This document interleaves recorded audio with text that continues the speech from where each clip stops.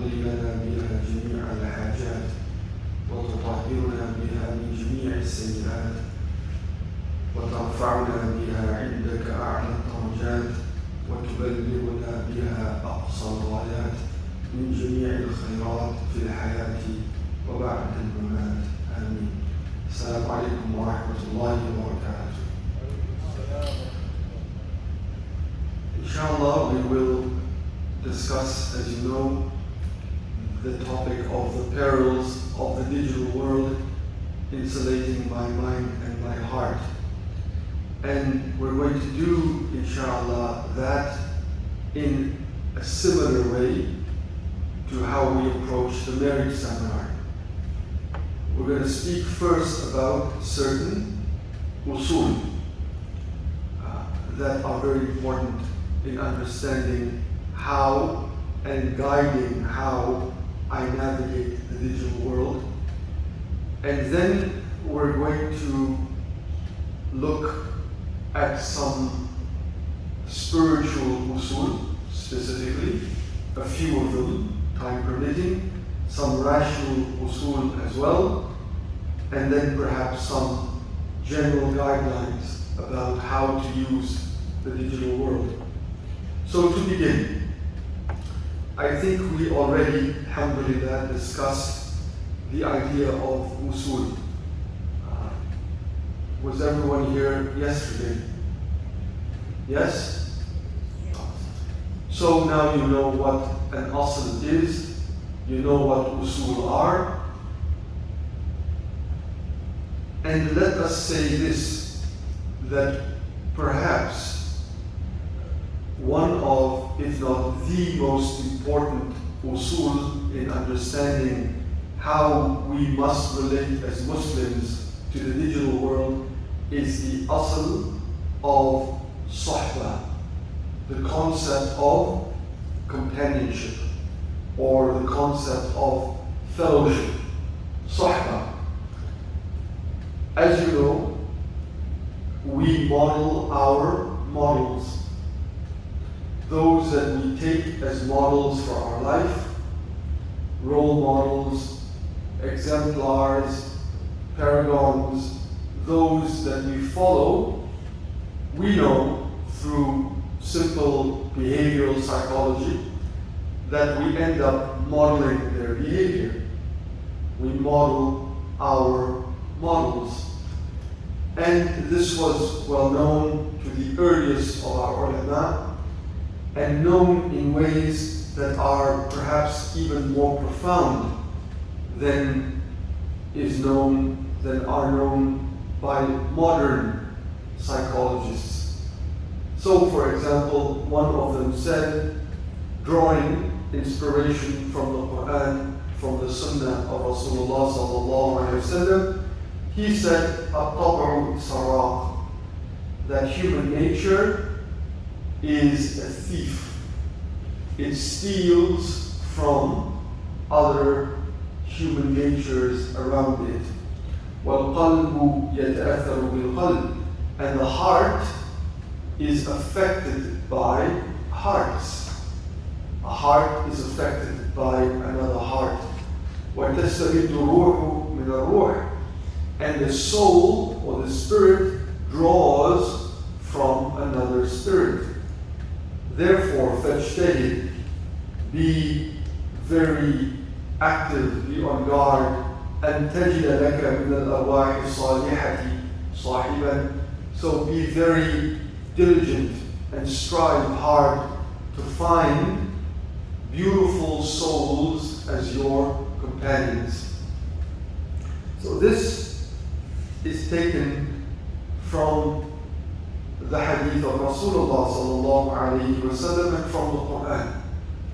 Allah subhanahu wa ta'ala says, for example, يَا أَيُّهَا الَّذِينَ آمَنُوا اتَّقُوا اللَّهَ وَكُونُوا مَعَ الصَّادِقِينَ. O you who have faith, have taqwa of Allah Azza wa Jal. And taqwa is not an idea. Ultimately, taqwa is a feeling, is a spiritual condition within one's qalb or heart. It it's a reverence of Allah subhanahu wa ta'ala, an awareness of Allah, and awe of Allah subhanahu wa ta'ala. Just because I know about the idea of taqwa doesn't mean that I experience taqwa. Taqwa is a state of the qalb, it's not a state of the mind. And therefore, the components of taqwa include feelings of awe of Allah, reverence of Allah, ijlal of Allah, the majesty of Allah subhanahu wa ta'ala, fear of Allah, love of Allah, mahabba of Him subhanahu. So Allah ta'ala says, "Oh, you believe, have taqwa, وَكُونُوا مَعَ الصَّادِقِينَ, and be with those who are truthful." Be with those who are truthful. Because when I am with those who are truthful, I will learn to be truthful. And truthfulness, sidq, is not an idea. Again, sidq is a state of the heart. So if I am with those who are truthful, I will learn truthfulness. And I will learn taqwa. I think Sayyidina Ibrahim alayhi salam said, "Rabbi habli hukman wa alhiqni bis salihin." Oh Allah, oh my Lord, bestow upon me hukman, hukum. Hukum here could mean two things, among others, wallahu a'lam, good judgment and wisdom, which is sort of the same. Give me an ability to make good, wise, beneficial choices. But look, وَلَحِقْنِي بِالصَّالِحِينَ, and connect me to the pious.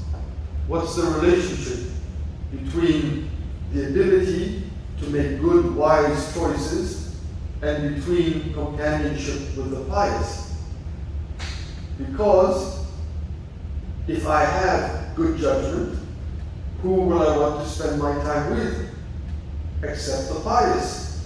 And if I am with the pious, I will learn good judgment.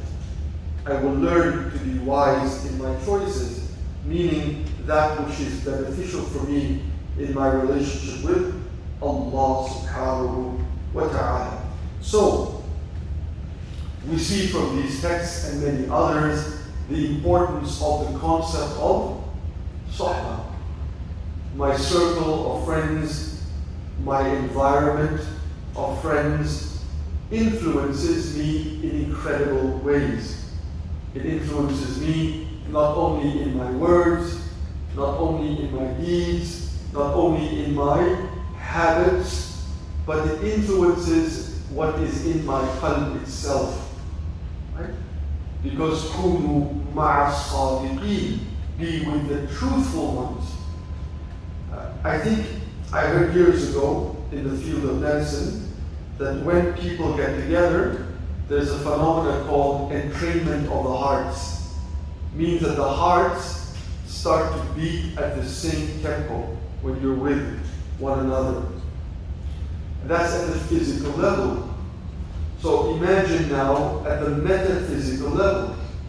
If there's entrainment of the beating of the heart, what about entrainment at the spiritual level of values?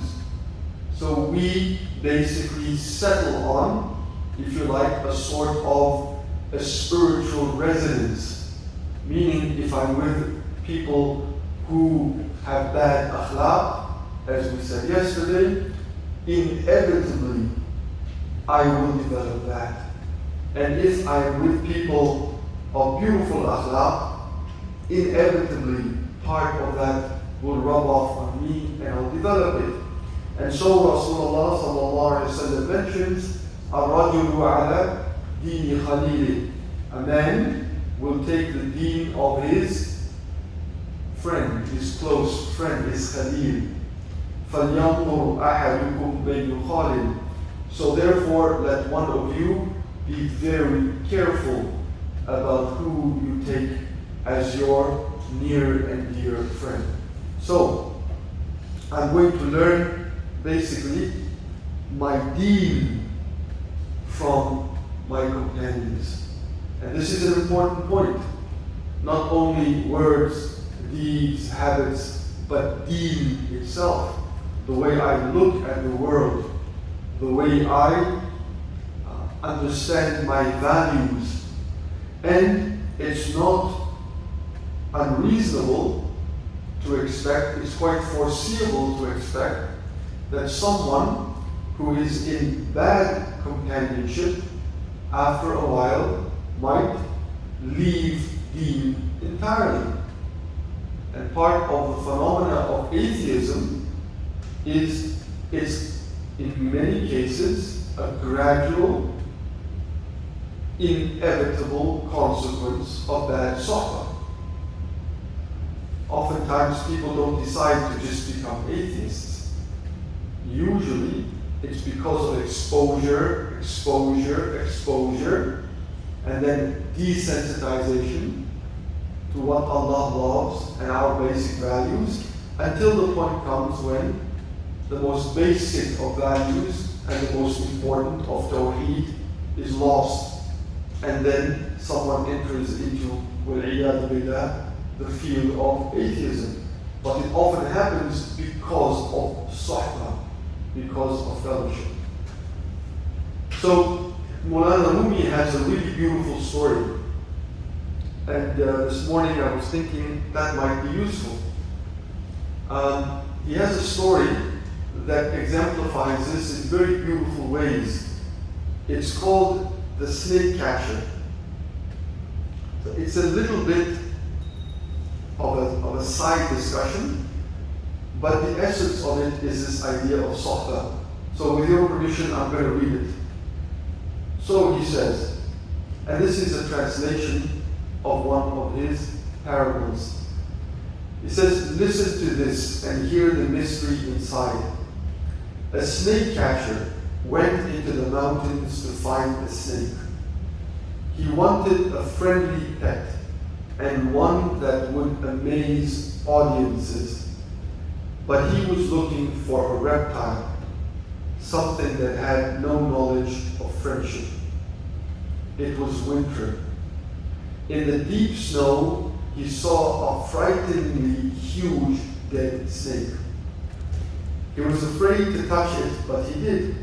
In fact, he dragged the thing into Baghdad, hoping that people would pay to see it. This is how foolish we've become. A human being is like a mountain range. Snakes are fascinated by us, yet we sell ourselves to look at the dead snake. We are like beautiful satin used to patch burlap. Come, see the dragon I killed and hear the adventures. That's what he announced. And a large crowd came. But the dragon was not dead, just dormant. He set up his show at the crossroads. The ring of gawking simpletons got thicker. Everyone on tiptoe, men and women, noble and peasant, all packed together, unconscious of their differences. It was like the resurrection. He began to unwind the thick ropes and remove the cloth covering he'd wrapped it in so well. Some little movement. The hot Iraqi sun had woken the terrible life. The people nearest started screaming. Panic. The dragon tore easily and hungrily loose, killing many instantly. The snake catcher stood there frozen. What have I brought out of the mountains? The snake braced against a post and crushed the man and consumed him. Now, Maulana Rumi rahimahullah ta'ala, he explains what he means by this parable. What do you think he's trying to say in brief?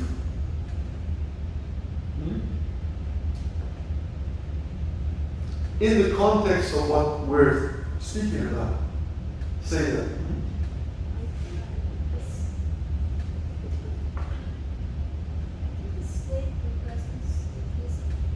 The snake represents atheism. Maybe in one general way, perhaps it does. And it destroys him, indeed. Yes, in a general way, yes. Say that. What do you think? I saw that the man was flirting with the vice and falling with it until it got out of hand because you can hurt everybody around you. Yeah, I think so. So this is what he says. He says, the snake is your animal soul. When you bring it into the hot air of your desires, warmed by that and by the prospect of power and wealth, and I'm going to add influence and social acceptance, and it does massive damage. Leave it in the snow mountains. Don't expect to oppose it with quietness and sweetness and wishing. The nafs doesn't respond to those, and it can't be killed. It takes a Moses to deal with such a beast, to lead it back and make it lie down in the snow. But there was no Moses then. Hundreds of thousands died. Allah Akbar. It is so powerful, so incredible. And of course, we should know, for the sake of proper historical rectitude, that Mawlana Rumi rahimahullah ta'ala was a very orthodox scholar, was an orthodox scholar of deen. He wasn't what New Age spirituality has made him to be. Essentially, taking out of his work any smell or fragrance of Islam, which is what many of the translators have done, to strip from his poetry, from his works, the idea of Islamic orthodoxy. So he's saying this as an alim, as an example of someone that's speaking about it. Now you know the effect of the environment on me, on my nafs. And when my nafs is placed in an environment that, if you like, instigates and exacerbates its base desires, it will wake up the monster inside of me, and that monster will do massive damage to myself and to others. So, what does this have to do with the virtual world? Well, we've learned the importance of sohbah, fellowship, and the effects of fellowship. The next question is virtual sohbah. So, is sohbah only in person? Well, we need to obviously extend the understanding of sohbah to include virtual sohbah, digital sohbah. And in the old days, of course, there was only physical sohbah. There wasn't anything like virtual sohbah. But now, of course, virtual sohbah includes video games, social media, messaging, the internet in general, and the means for most of this is the smartphone, by which I access all of these digital platforms. So when we speak about the digital world, we're speaking about those elements: video games, social media, messaging, the internet in general, and the means by which all of those are realized practically for us which is the computer, but most fundamentally the smartphone. The smartphone, by the way, is more powerful today than the computers used to take the first man to the moon. When they did all of those calculations, etc., Neil Armstrong, well, the computer that is in my pocket, which is a computer, but we simply call it a smartphone. It's more powerful than anything that existed back then. Right?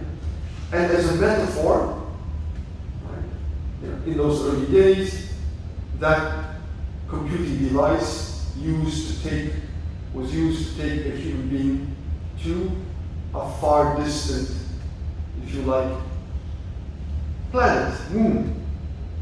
In that same way, what we have in our pockets are able to take us into different dimensions of indeed some good and indeed, I would say, much bad.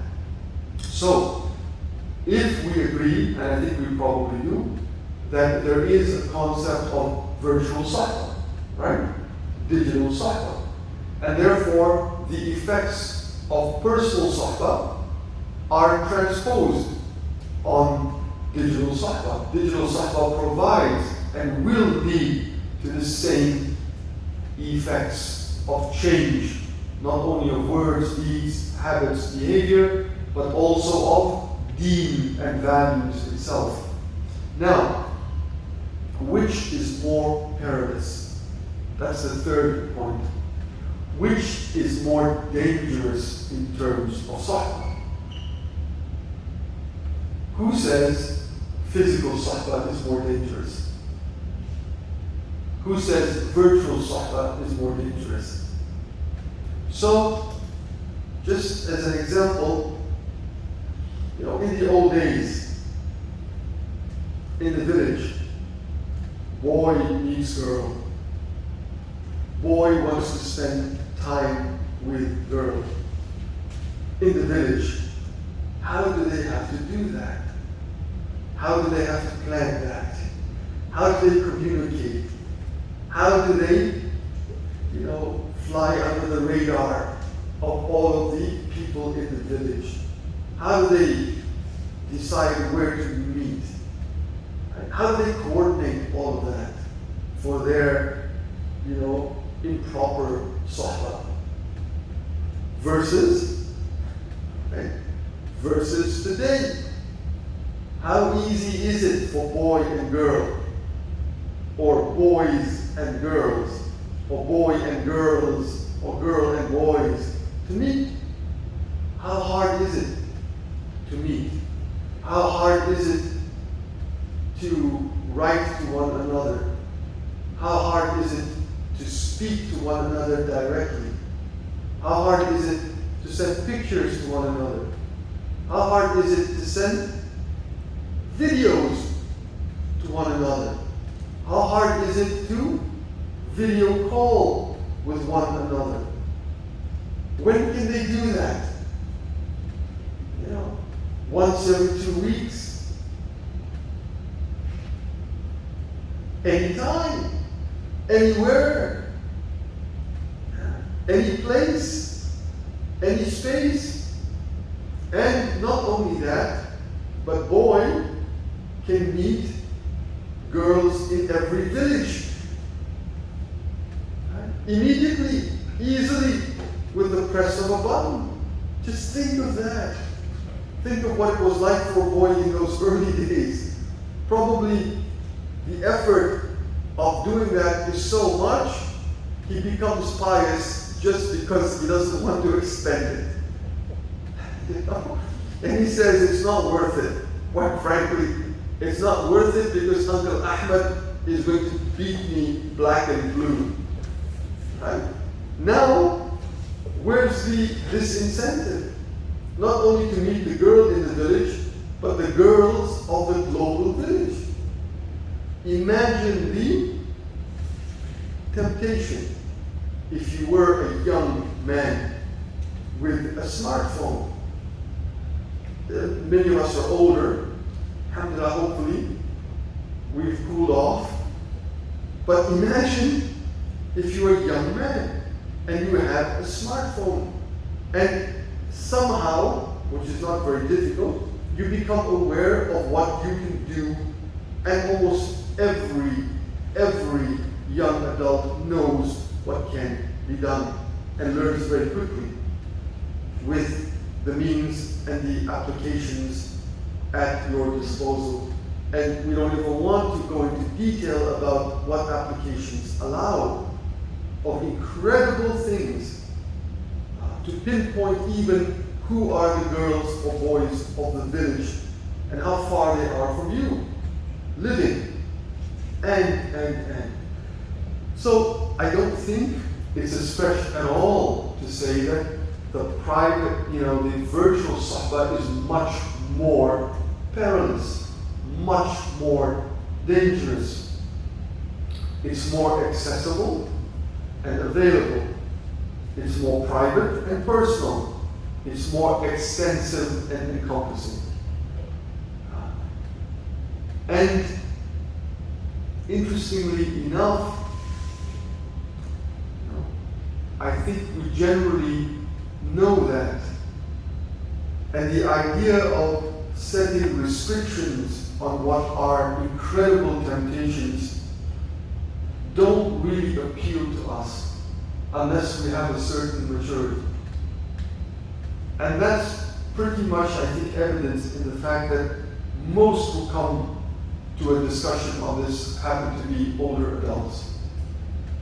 You rarely find young people who come to this because it's taken almost as granted that this is a part of modern life and we must have it.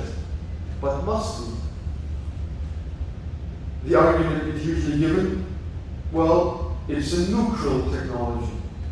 Is it neutral? For example, and sometimes even some would say, but it's like a hammer. A phone is like a hammer. You can use the hammer for bad. You can use the hammer for good. A phone is like a knife. You can use the knife for good and you can use it for evil. But is that really true? Is that really a true analogy? Because those who build digital platforms build it to be addictive. No one builds a knife to be addictive.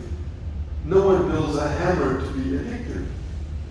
But those who build technology, usually, they build it to be as addictive as possible. So here's Facebook's former president, Sean Parker. He says, and this is a quote from him, basically, what we do at Facebook is we try to explore how do we consume, this is his quote, how do we consume as much of your time and conscious attention as possible. That's how they build it, to make it as addictive as possible. So, it's not neutral. It's not like a hammer. It's not like a knife. Thirdly, so some of the harms, I think you would all know the harms, because these harms are simply taken from modern research on social media, on the effect of the internet, on the effect of gaming, for example. I'm going to mention them very, very briefly. There's quite a few of them. All of them, you can find studies and more intensive discussions on them. Waste of time. It contributes to less real-world interaction. Right? The great social dilemma that we can only learn social skills and be social beings by being with people physically. That it contributes to multitasking, and multitasking has been proved to be a very ineffective form of work. Because when I multitask, I have less ability to focus, I make more mistakes, tasks take longer, multitasking does not save me time. The relationship between social media and anxiety, depression, and insomnia. Of the harms, you would know, I think many probably do, the hijacking of regular habit dopamine pathways in the brain. Because dopamine, Dr. Ali would know better these details, is a neurotransmitter with a role in motivation and pleasure. So when I do something pleasurable, there's a pathway that basically, you could say, is generated in my brain. Let's say I walk, or I read, or I do dhikr. And social media and messaging and the internet provides more powerful and more instantaneous, basically transmission or generation of dopamine. And so what happens in my brain is these greater dopamine surges and highs, they create other pathways in my brain. And then they hijack the other pathways that don't give off so much dopamine. So it's very difficult for a child who plays video games to give that up for a walk in the park. It's very difficult for a child who's always on the internet and social media to give that up for reading a book. Because walking in the park and reading a book does not produce the same high, does not give the same pleasure. And so many aspects of life that are very beneficial, including dhikr and ibadah and Quran and salah, that are essential for our mental, spiritual well-being, they can't compete with the digital platforms. Another harm is that it leads to a distracted mind. Those who are regularly on digital platforms, they become more distracted in their thinking, less able to critically think, and less capacity to remember, because the cognitive load, is what they call the information, is so much, there's so much access to information that the brain in its long-term memory can't process it and keep it. Because for it to be processed, it needs to go through a short-term memory and then transfer it to a long-term memory. But because the cognitive load, the data load is so large, it can't be stored, which means we effectively remember less. We remember less, we can't synthesize clearly, and we can't analyze well. And this is true to a great extent, when you think about the amount of Islamic information available. So now, on the internet, we have incredible amounts of Islamic information available, assuming it's correct. That doesn't necessarily mean we become better in our ability to analyze that and apply that to life. It simply means there's more data. And more data without the ability to compute that makes it, in some ways, more chaotic. There's a more chaotic, more subjective, more improper understanding and application of Islamic knowledge.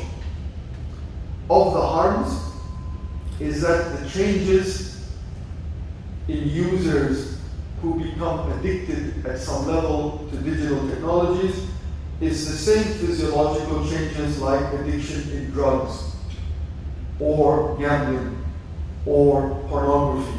The same physiological changes, they say, of hard cocaine users are found in people who are very, very addicted or addicted at some level to the digital technologies.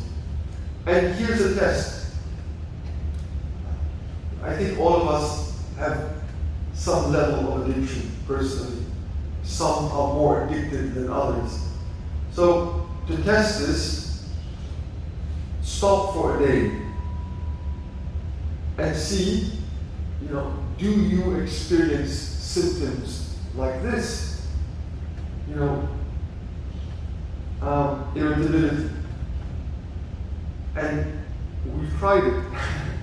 We've tried it. Take it away from a child or a teen who has it and see how they fight. Emotional instability, anger, agitation, losing track of time when we use it, falling back on responsibilities, distancing from family and friends. Who hasn't lived this? A member of the family, it could even be me, when I need to spend quality time and attention, I'm on my phone. Isolation, dependence, compulsive use, all of these. And lastly, in terms of the harms, what's called, and Shaykh Ali mentioned it, the idea of control. Control, and if you like, social engineering. That is the use of surplus private data to market and to change attitudes. So again, one of the Facebook data scientists, this is what he says in his own words. He says experiments are run on every user at some point in their tenure on the site. The fundamental purpose of most people at Facebook working on data is to influence and alter people's mood and behavior.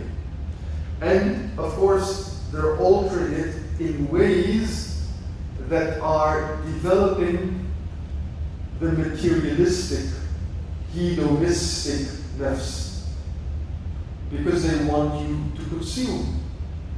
They want you to think a certain way, to vote a certain way, to choose a certain way. And so you have basically, a situation of a puppeteer controlling a puppet with strings that are very, very, diaphanous or very, very thin. So they can't really be seen, but in essence, that's the intent of much of the digital world. So, which leads us to the next point, that a Muslim ought never to be, if you like, a cheap imitator. Just because technology is new doesn't mean I have to embrace it without first filtering it through my principles. Is this in harmony with the principles of my deen? To what extent can I or should I use it? And usually what happens, hafidhahullah, is that just because someone who is powerful does something or develops something, I imitate them, because power, at least in the mind of one who is suffering from levels of powerlessness, read Muslims, that appears to be right. What the powerful do, what the militarily powerful do, what the financially powerful do, we believe in some way, well, because they were right, they have power. And their power gives them a sort of a moral authority. And so we imitate and we follow in many ways. Remember the text of Rasulullah لا تتبعون سنن الذين من قبلكم شبرا بشبر, etc. You will certainly follow and imitate the ways of those who came before. So the way in which we would free ourselves in some way is by a return to our usul. So how do I analyze my relationship with technology? What usul would I use? So we're going to mention, inshallah, some of them in the spiritual realm and in the rational realm. One of them, there's probably 6 or 7 we should really discuss, but let's just do 1 or 2. We discussed it yesterday, the idea of me being a soul. And so harms of digital technology, they have to be understood also, and maybe most importantly, how does it affect my qalb? Not only how does it affect my attention span, or how does it affect my time management. And Rasulullah sallallahu alaihi wasallam said, "Inna fil jasadi mudghah, إذا صلحت صلح الجسد كله وإذا فسدت فسد الجسد كله ألا وهي القلب." He said, sallallahu alaihi wasallam, that in the body is an entity, a mudghah. We can translate it as a piece of flesh, but better, an entity. And that entity, if it is sound, all of the body is sound. If it is corrupt, all of the body is corrupt. Indeed, that is the spiritual heart, the qalb. Now, of course, what I say, what I do, is all because of the state of my qalb. Right? My words, where do they come from? They come from the state of my spiritual heart. My deeds, where do they come from? Ultimately, if I have to pinpoint their source, the source is the qalb. So if my qalb is sound and healthy, all of me is healthy. If my qalb, my spiritual heart, is diseased or corrupt, all of me is corrupt. That's one asam. The second one, we covered yesterday, the idea of akhlaq, being the state of my qalb.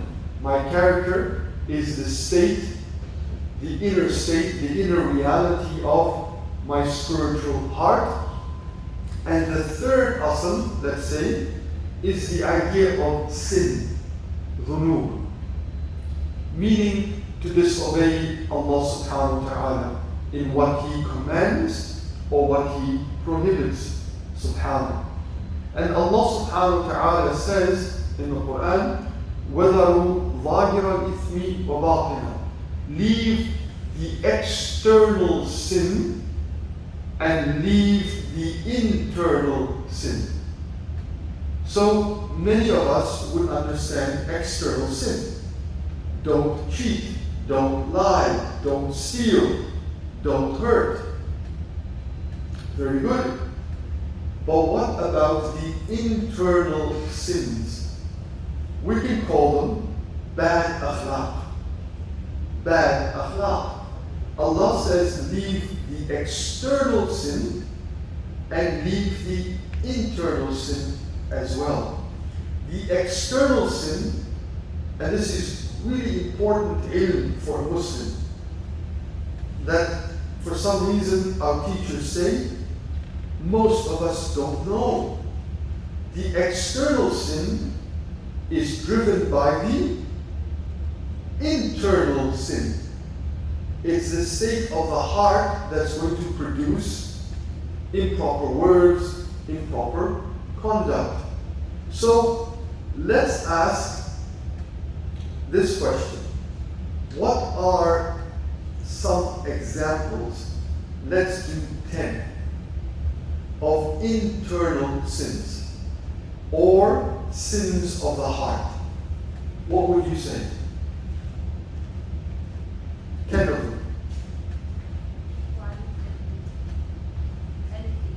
Envy. So hasad. I would say violent envy. Because envy by itself can be good. Someone has something of good and I want it.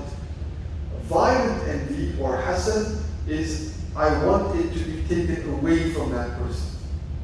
I want it and I want it to be taken away from that person. So hasad is a disease of the heart. And by the way, of course, diseases of the heart would be the spiritual equivalents of cancer, diabetes, stroke, Alzheimer's, Parkinson's, but they're actually worse than that, because those diseases will only affect your body, and you and I will die. We have to. The spiritual diseases are much worse.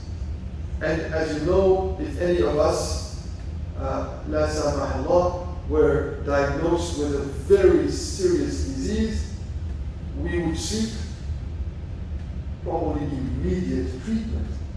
And not only that, we would go to the best doctors if we could.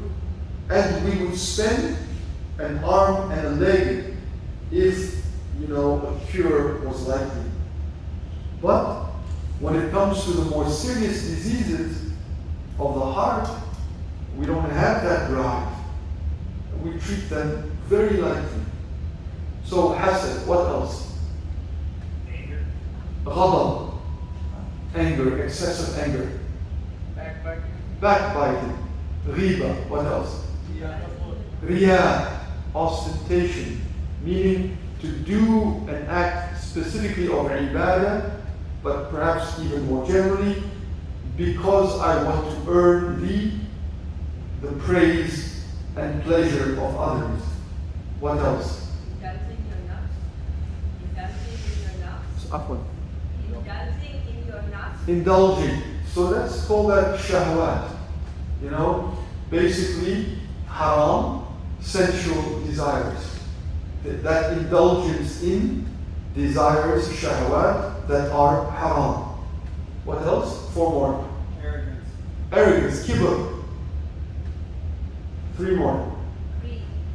Greed, you could say hirs or tamah, meaning, I'm very strongly attached to something.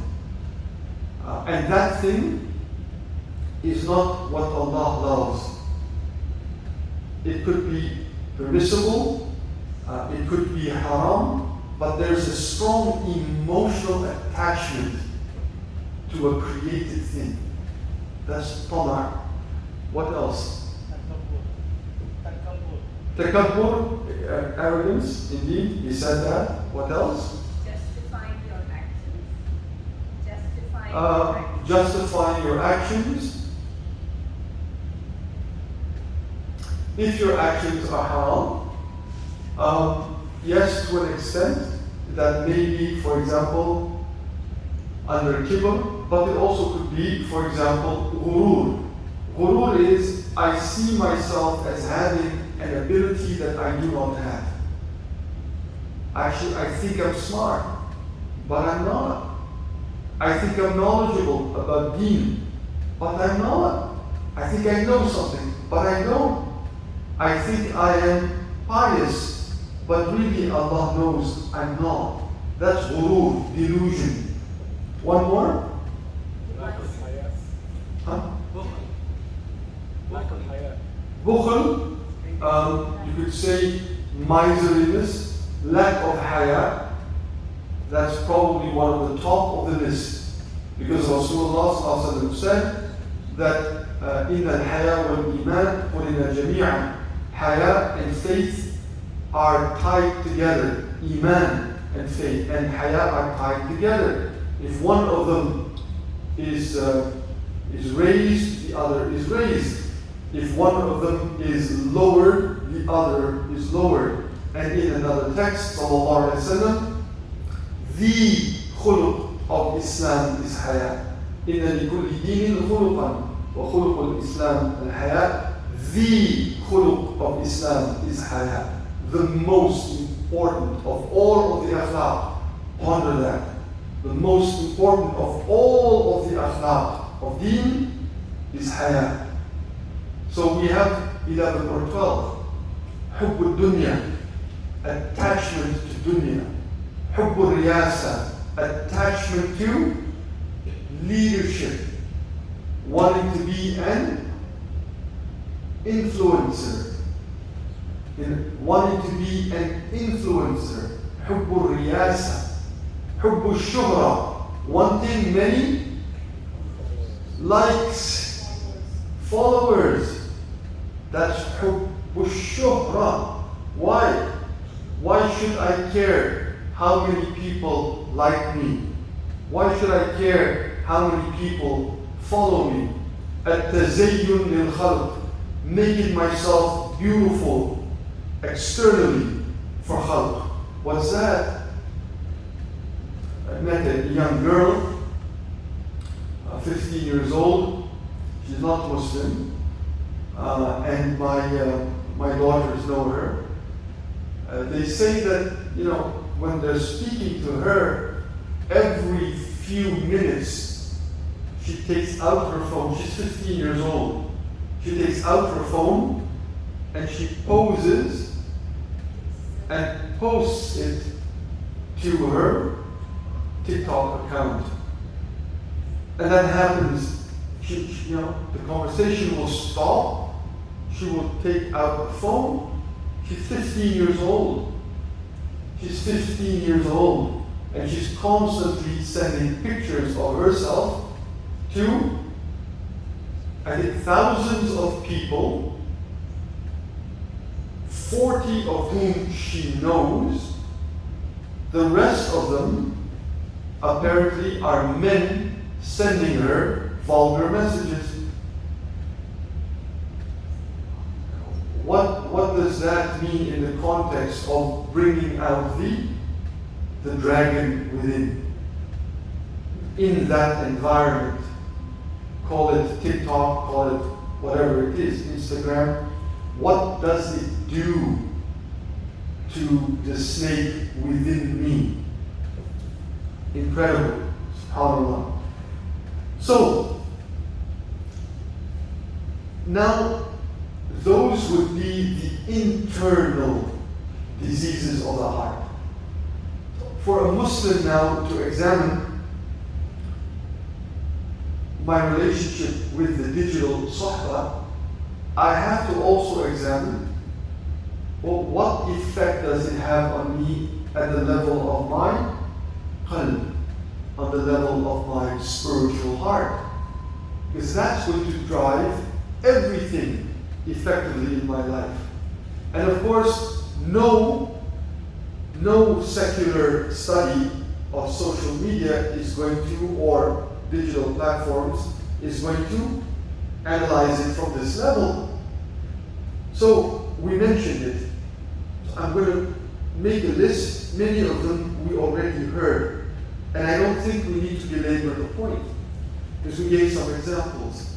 So games, and messaging, and the internet, and the portal of the smartphone.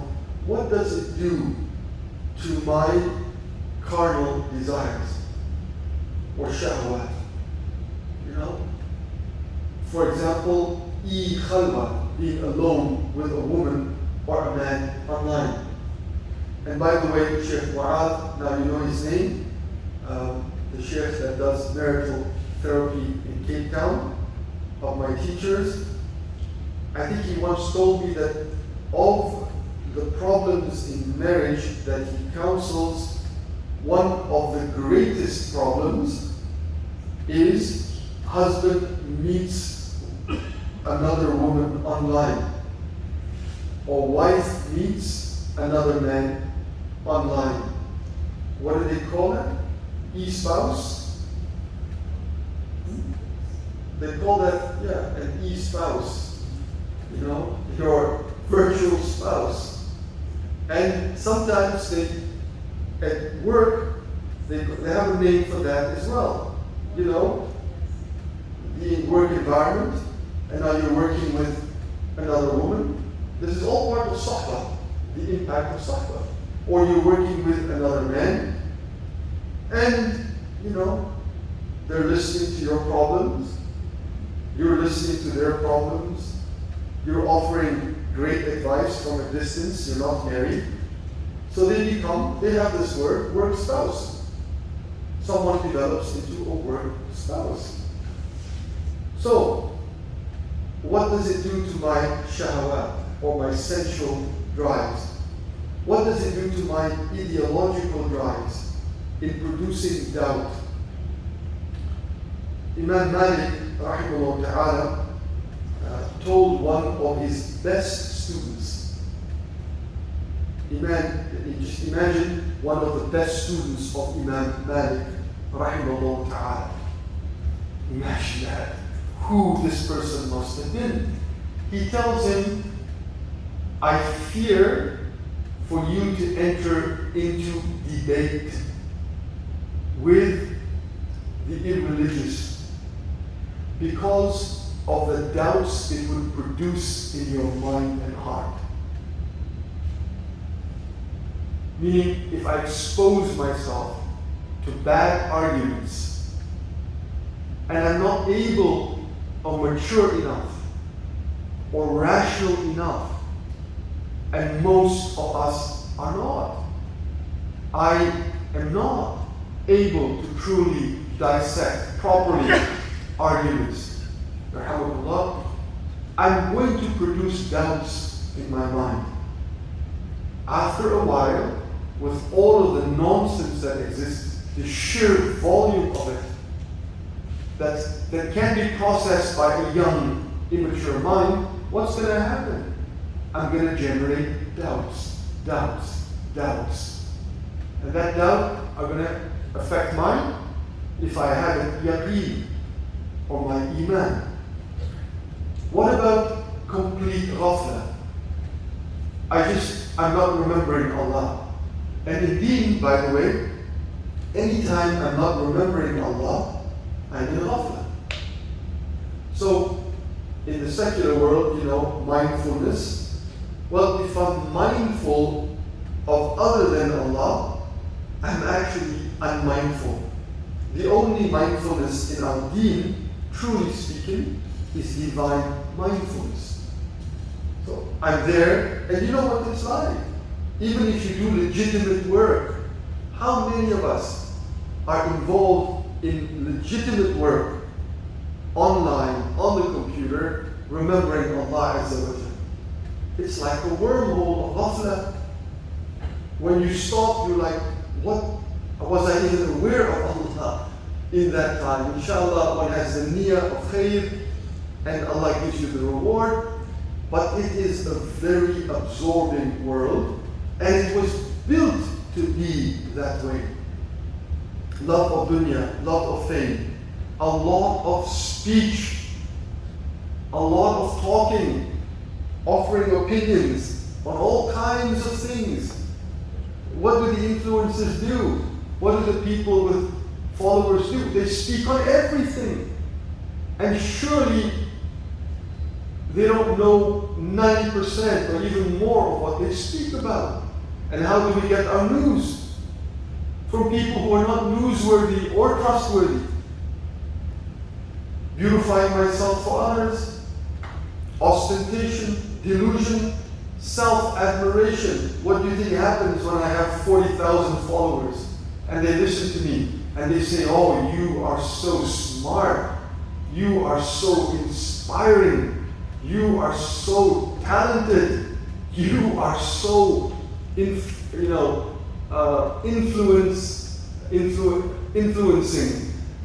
What do you think it does in building a self-admiration and an aggrandizement of myself? Laziness, lying, backbiting, slander, passing along information that we don't verify.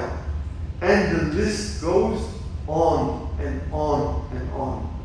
So this has to be part of the analysis of the intelligent Muslim when we speak about my relationship to the digital world, the internal sin. Now, let's pivot to a rational principle. So there's probably 7 or 8 that we would do in detail and that you would study in the Sohbah seminary, inshallah, in the courses, to be able to use them in your life.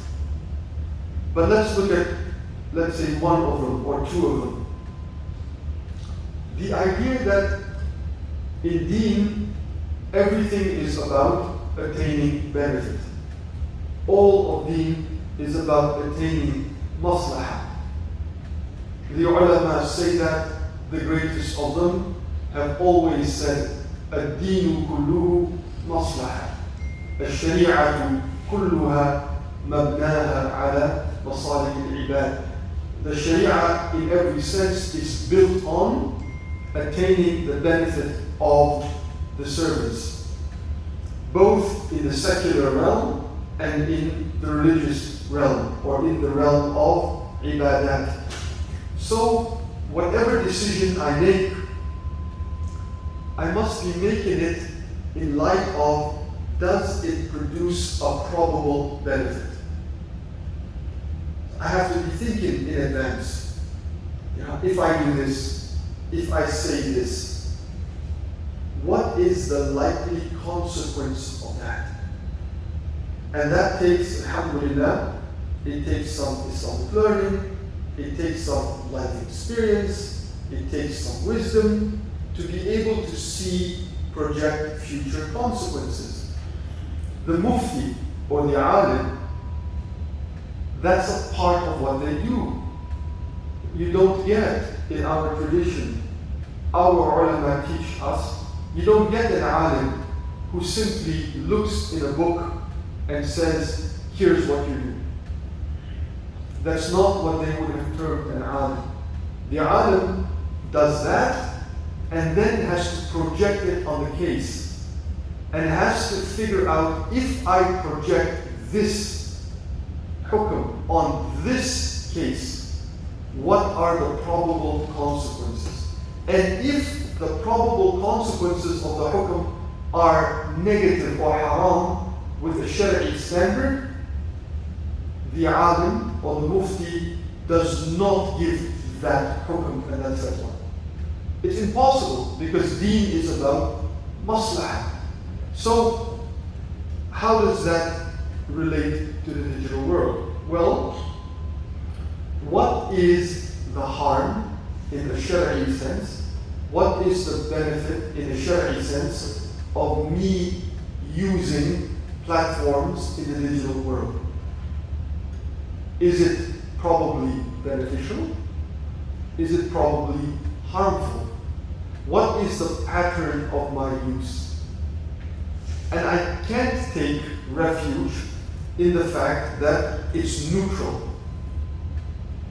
Right? Because, and this comes to a second principle in our deen, something that is permissible. Are you with me? Something that is permissible or jaiz, it's allowed in the deen. The legal verdict is permissibility, jawaz.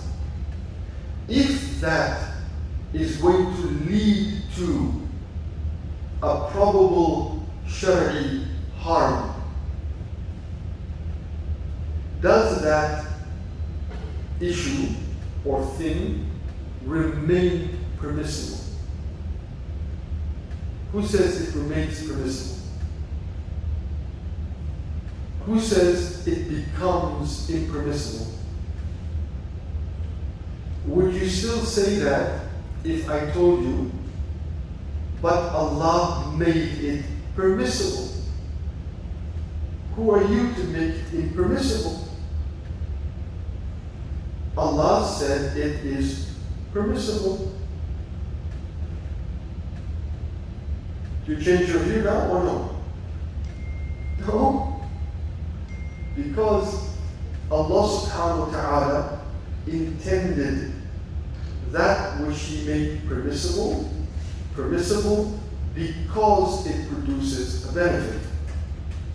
When, through a shari'i analysis by the proper authorities, not by me, something that is permissible produces harmful results in the shari'i analysis, that permissibility changes into impermissibility.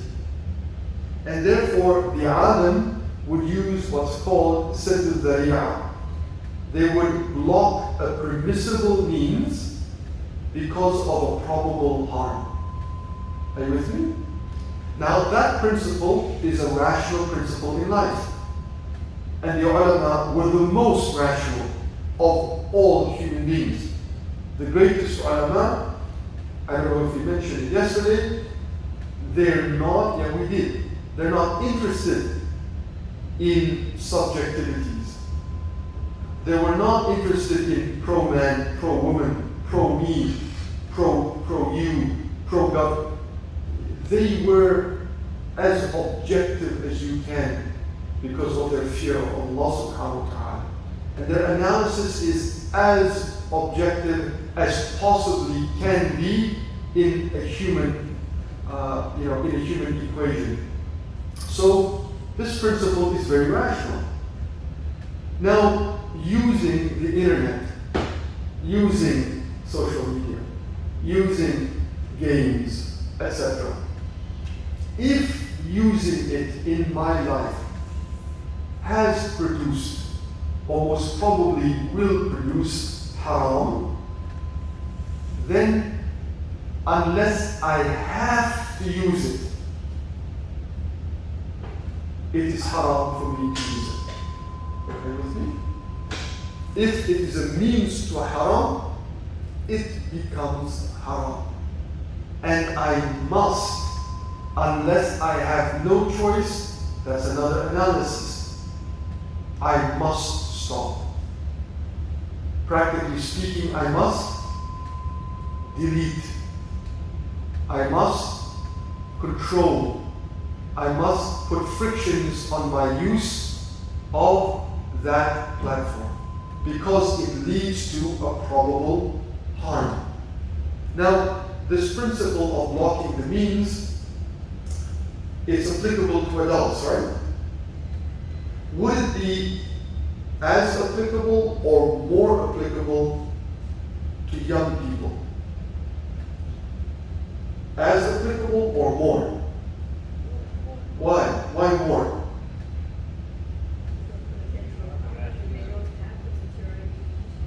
There you go.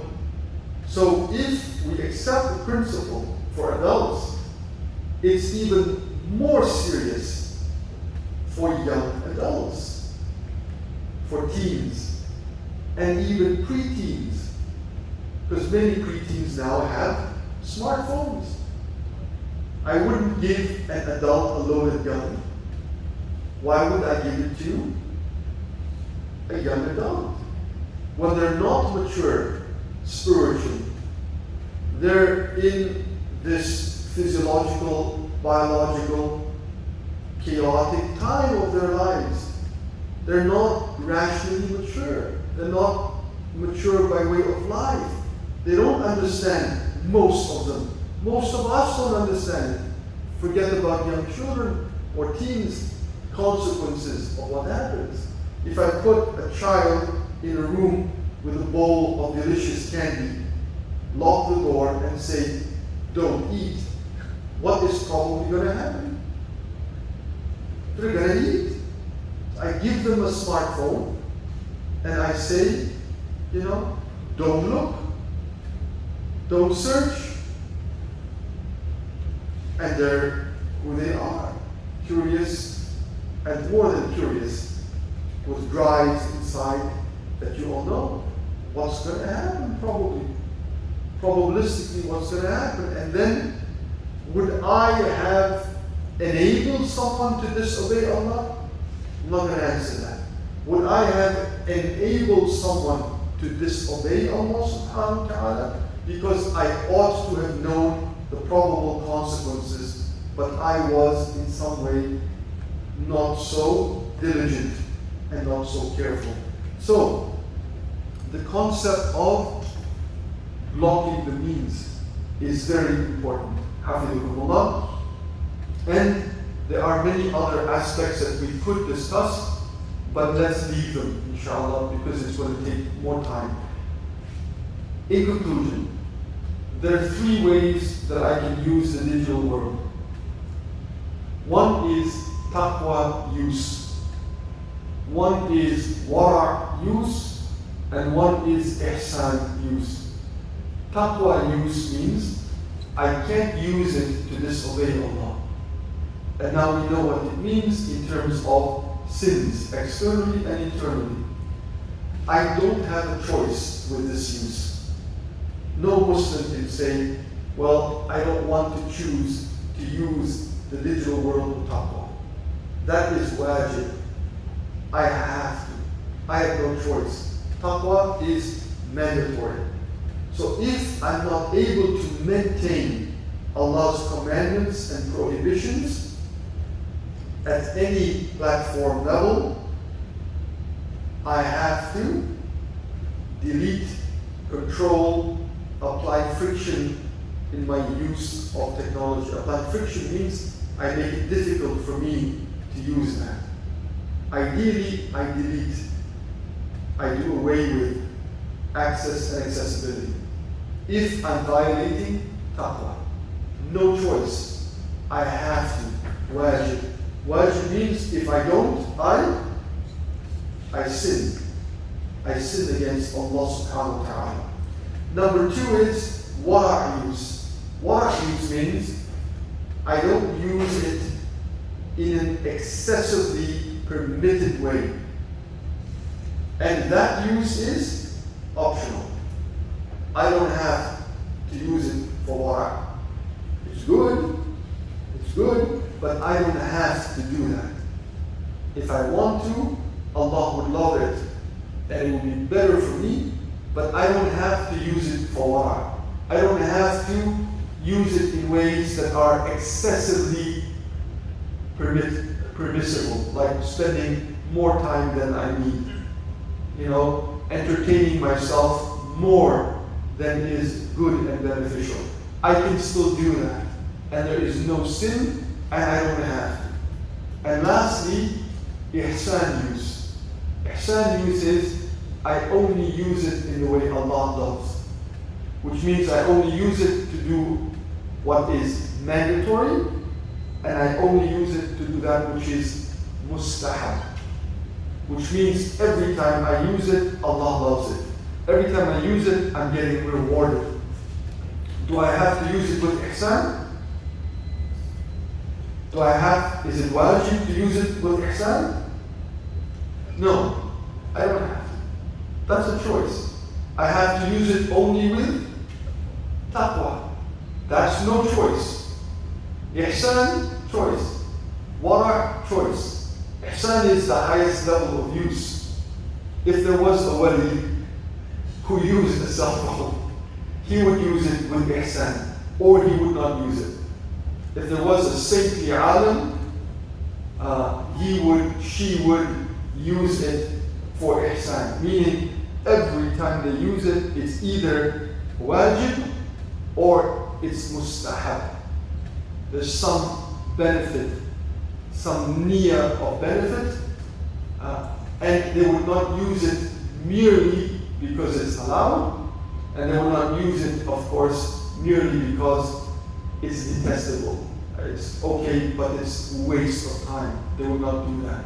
So, those are, if you like, the three ways that I can interact with the digital world. One of them is wajib, the other two are optional, depending on the level of my commitment and my desire for Allah subhanahu wa ta'ala. In conclusion, this story,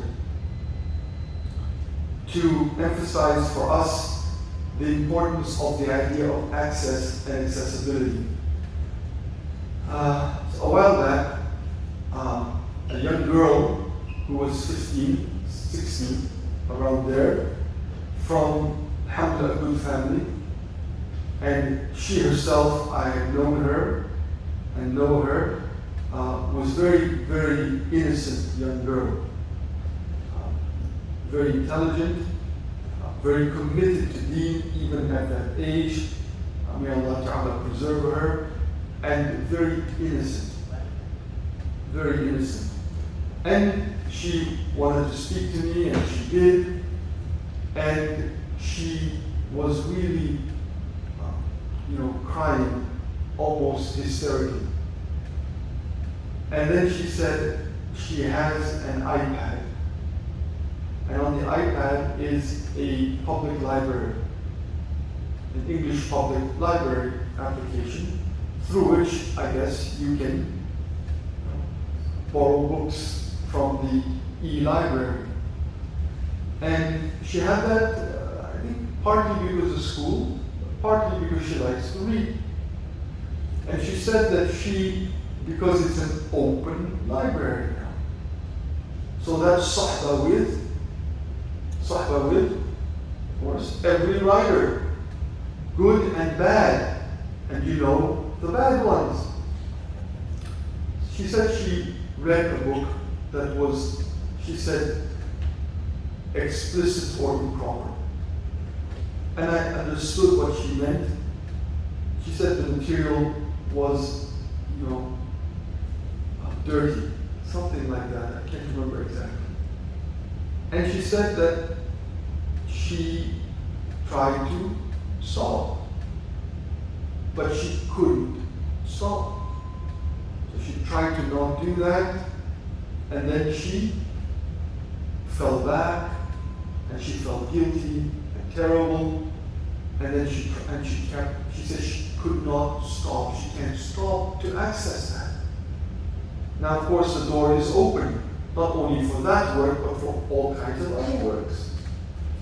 So she wanted to know, what can she do? And she wanted to know,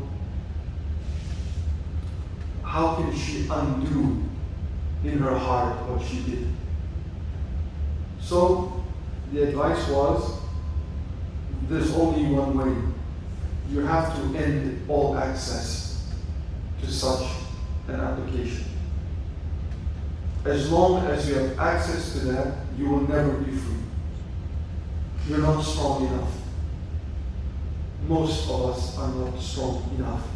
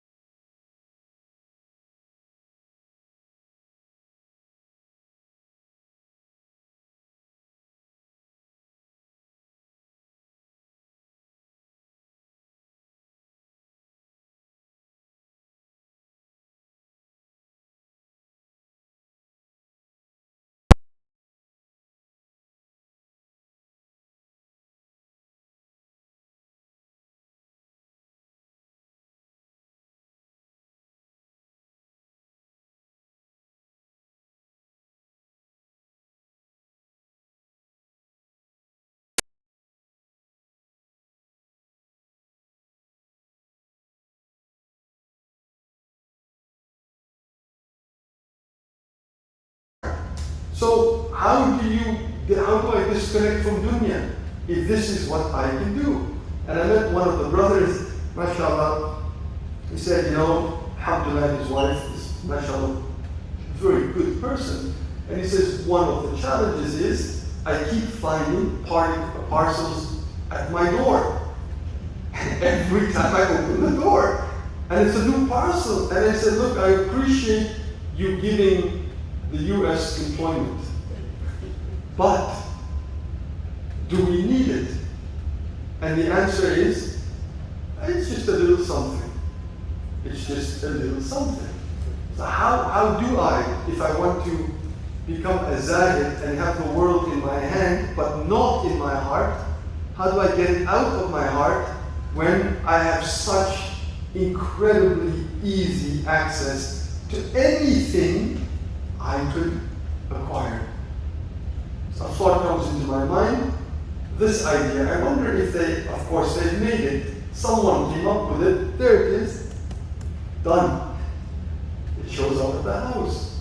So accessibility is what the ulama who are mentors, spiritual mentors, the like of Shaykh Riad Saloojee, he emphasizes this. He says in modern times, the greatest obstacle to Allah's nearness is access and accessibility. The greatest obstacle to Allah in modern times is the fact that there is access and accessibility. And sometimes, for some of us, the only way is to end it completely. Some of us may be strong enough to resist, but many may not be. And especially amongst our young minds and hearts, most likely they will not be strong enough. And therefore to insulate them, inshallah, until such a time is when they are mature enough. Some I have known, or I know, they only give their children a cell phone when they get married.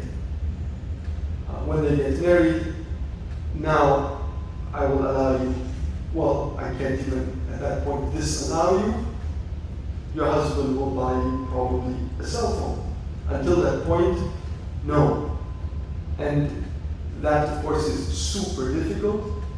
And this challenge of the digital world affects every one of us equally. No matter who you are, no matter who I am, these challenges will always afflict us. It's a common affliction, as they say in fiqh, umumul balwa, a common affliction. Everyone is afflicted by it, every household, no matter who we are, and it's a constant personal challenge and a constant challenge for our families.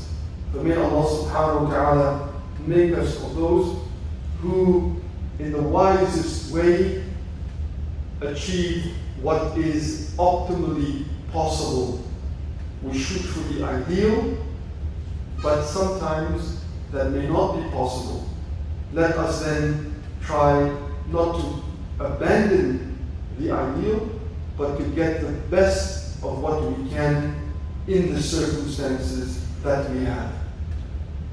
So we end there, inshallah, just to touch on some aspects of this.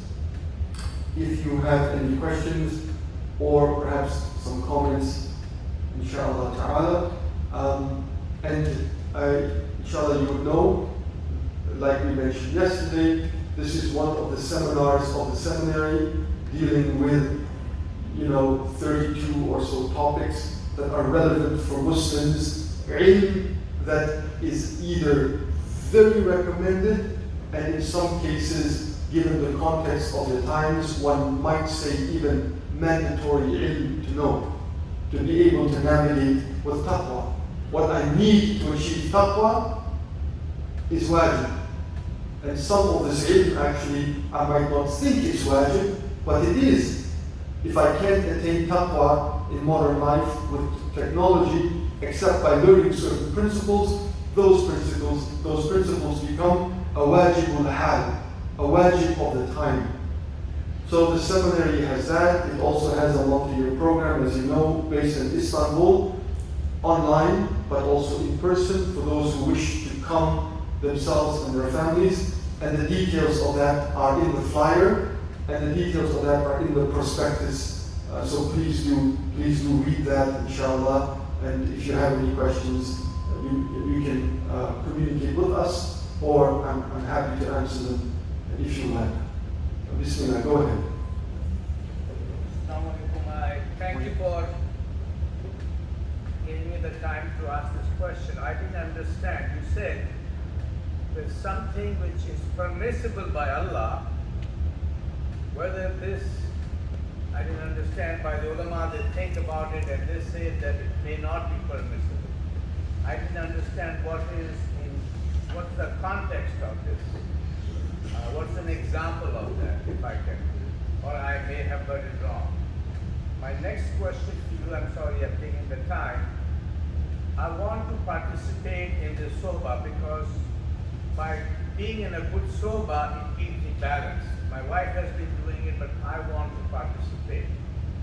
My question is, I do not have the luxury or the capacity to sit and answer questions and write responses. Can I be like an observer and do it on my own pace? So the first question is, it's simply this issue in legal theory. So in usul al-fiqh, the question is, if something is permissible, made permissible by Allah, but its use in a particular context is going to lead to harm in the Shari'i sense, does that remain permissible? That's the issue. Example. The example is the use of my smartphone. In general, it's permissible. But if the use of my smartphone is leading to me committing haram, does my smartphone remain permissible for me to use? So the ulama consensually have argued no. Something permissible that leads to impermissible consequences probably becomes impermissible. And that's called, in legal theory, blocking the means. Meaning, something permissible is blocked, made impermissible, because it leads to probable harmful Shari'i consequences. That's what that discussion is. And all of the ulama agree with this. Technically, some of the madhahib don't accept this principle, but practically they all do. The Shafi'i madhab technically does not accept this principle of certain dhari'ah, but practically they all have to, and they all do. So what it means is, we shouldn't use the cell phone at all. Is that what the conclusion is? If your use of the cell phone is leading regularly, probably, to you committing haram, you should not use the cell phone. Because it's a means to Allah's displeasure, probabilistically. Are you with me? Meaning, if I use it, I'm likely to fall into haram. Then, that use becomes haram. I cannot have a cell phone. If I have to have a cell phone, that's another fiqh discussion. Then there's a more complex discussion that takes place, but the general rule, and it's perfectly rational, isn't it? Isn't it rational? Something I don't have to use that leads regularly to me committing haram, I can't use it anymore. It becomes haram for me to have and to use. It's like, would you give a murderer a knife? Would you give someone who likes to murder people through knives, would you give him access to a knife? Well, you would say, knives are permissible. It's permissible for him to use a knife, well, not if it leads to a probable harm of him committing a murder. That's the principle involved that needs to be applied in many cases in life, but particularly with respect to this discussion of the digital world.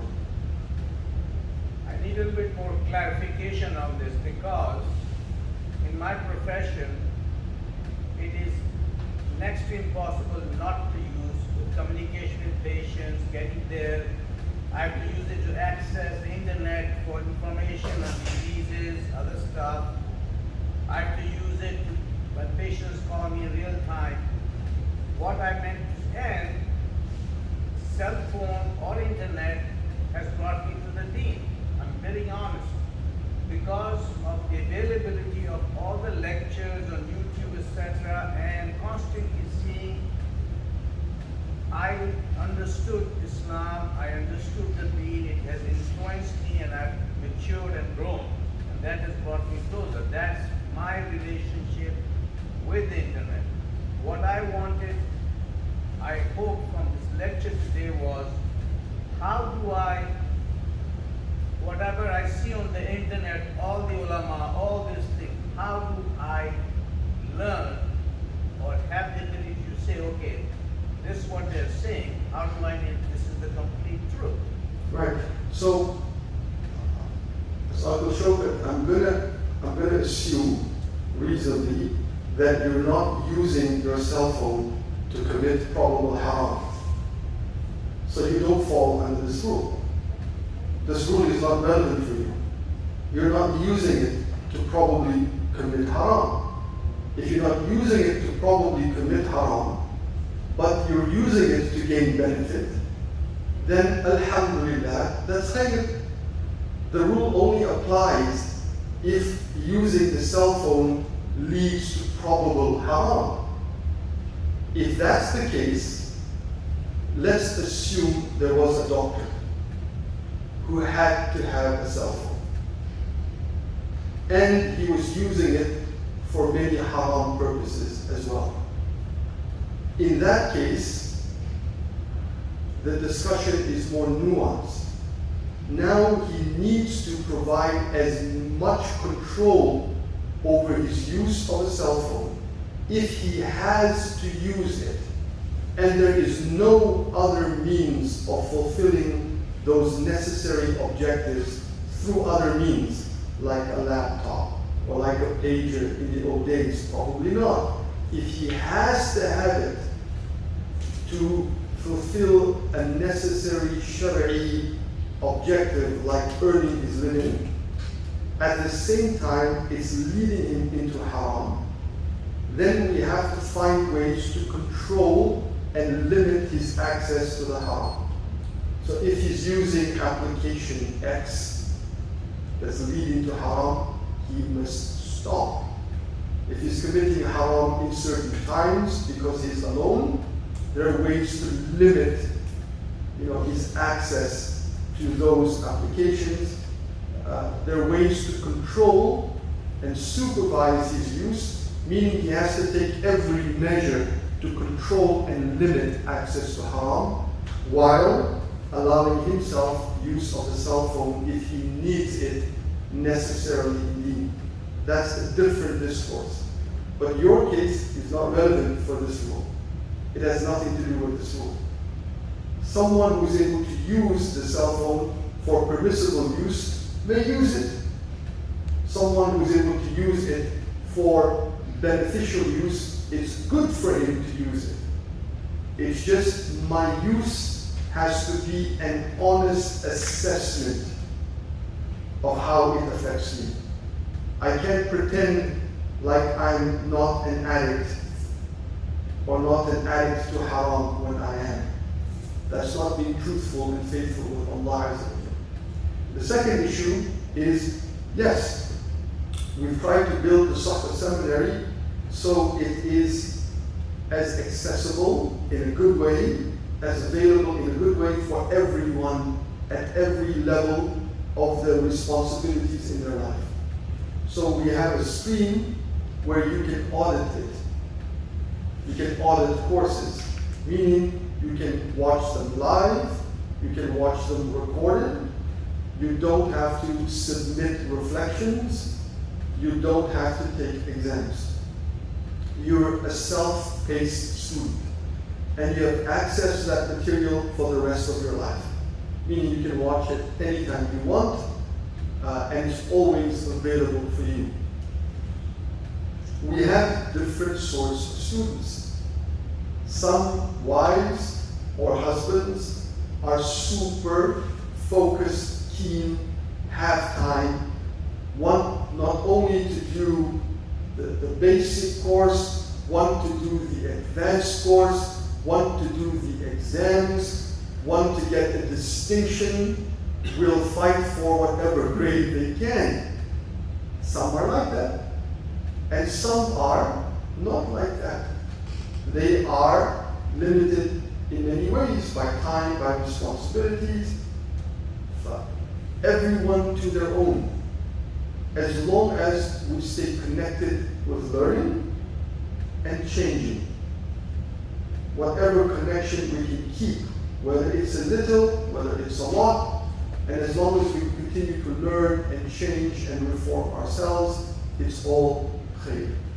So yes, your needs can be accommodated very easily in the program. And I will personally ask Sayyidah Rubaba not to pressure you, not to pressure you, to leave you be. And inshallah, I'm sure you will learn and you will benefit us with your support.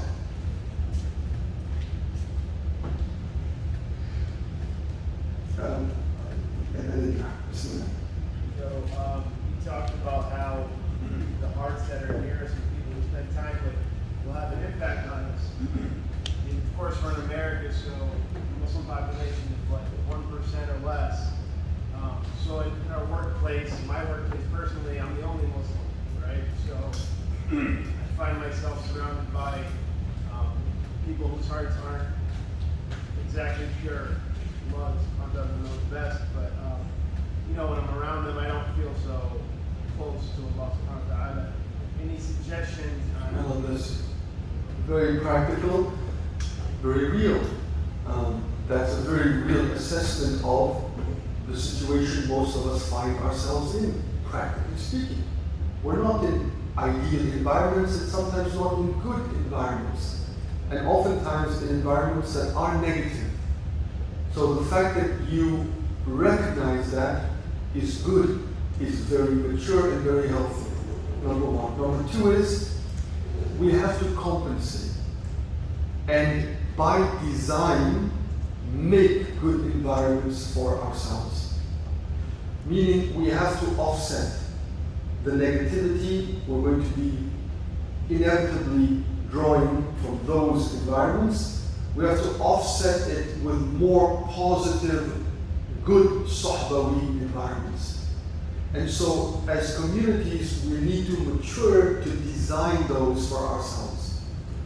How can we as a community have environments where we're nourished spiritually, where we learn beneficial knowledge, where we remember Allah together? So you have to do that. Outside of work, find good environments, good companions to plug yourself into. Make dua to Allah Ta'ala to facilitate that. And use the resources in the community. Alhamdulillah, if I was here, Allahu Akbar,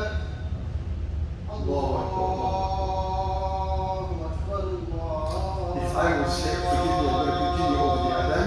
If I was here, I would connect with some of the beautiful brothers and teachers in the community, like Dr. Ali, who's been a companion of Shaykh Riad for more than 20 years, and one of his most beloved companions. And Shaykh Riad, when he couldn't do the retreat, he said, let Dr. Ali do the retreat in the Adirondacks for those 12 days. Dr. Ali, inshallah, has some positive ideas about even generating a circle of dhikr regularly for those who are here in the community, to to read Quran together, to send salawat on Rasulullah together. That weekly or even bi-monthly dhikr majlis is very powerful in reorienting me in my mind and heart to Allah subhanahu wa ta'ala. And then I will encourage you, whether it's the Sahba seminary or whether it's other forms of practical learning, to do that. Those are all ways to offset and compensate for the challenges that are inevitable if we're here in this society. Allah bless you. Barakallahu feek.